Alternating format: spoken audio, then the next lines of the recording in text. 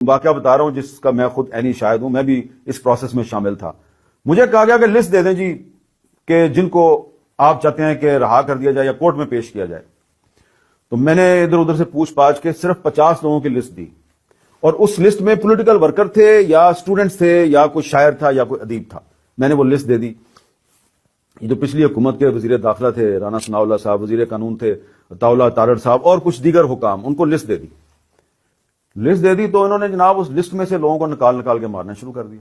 تو اب آپ پہ اعتبار کون کرے؟ ٹھیک ہے. تو اس لیے پھر یہ جو عورتیں اور بچے ہیں یہ کدھر جائیں؟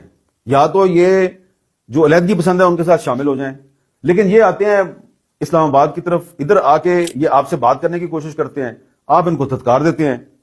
تو بات صرف اتنی ہے کہ بلوچستان کا جو مسئلہ ہے نا وہ جنرل ڈائر ہے. جنرل ڈائر نے 1916 میں بلوچستان میں جو خانہ جنگی شروع کی، جو مار پیٹ شروع کی، جو بلوچوں کو ڈیوائڈ اینڈ رول کی پالیسی کے تحت مروانا شروع کیا، آپس میں ان کی دشمنیاں پیدا کی، شیعہ سنی فساد کروایا، وہ کام ہوتا جا رہا ہے. خان افقلات نے کوشش کی پاکستان کے ساتھ چلے، اکبر بگٹی صاحب نے، خیر بخش مری صاحب نے، سب نے کوشش کی پاکستان کے ساتھ چلیں. لیکن مسئلہ یہ ہے کہ پاکستان میں جینوئن ڈیموکریسی نہیں آتی. کبھی ایوب خان آ جاتا ہے، کبھی یحییٰ خان آ جاتا ہے، کبھی جنرل ضیاء الحق آ جاتا ہے، کبھی جنرل پرویز مشرف آ جاتا ہے، اور پھر یہ آ کے بلوچستان میں اپنے فیورٹس جو ہیں وہ تلاش کر لیتے ہیں اور ان کے ذریعے بلوچستان کو چلانے کی کوشش کرتے ہیں.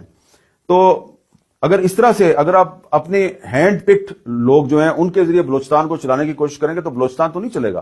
تو بلوچستان جو ہے وہاں پہ آپ کو ایک جینوئن ڈیموکریسی جو ہے وہ دینی ہے، حقیقی جمہوریت دینی ہے. انفارچونیٹلی بدقسمتی سے بلوچستان میں الیکشن نہیں ہوتا، فراڈ ہوتا ہے. ابھی بھی الیکشن نہیں ہوگا، ایک فراڈ ہوگا، اور اس میں کوشش کی جائے گی کہ اس فراڈ میں بھی جو لوگ کہتے ہیں کہ بلوچستان میں لاپتہ افراد کا مسئلہ حل کرو اور ایکسٹرا جوڈیشل کلنگز بند کرو، کوشش کی جائے گی وہ لوگ جو ہیں وہ اسمبلیوں میں